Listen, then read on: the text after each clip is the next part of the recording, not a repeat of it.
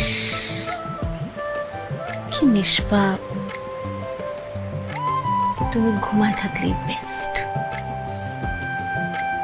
জাগ না থাকলে তো শুধু আমাকে মার। আমি জানি তুমি আমার কেন মারো। তুমি আসলে অন্য কাউকে বুঝাইতে চাও না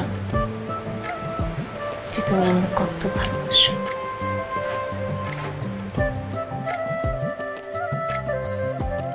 যত ইচ্ছা খারাপ করো, আমার কোনো সমস্যা নেই। তোমার মায়ের খেতে খেতে এখন আমার অভ্যাস হয়ে গেছে।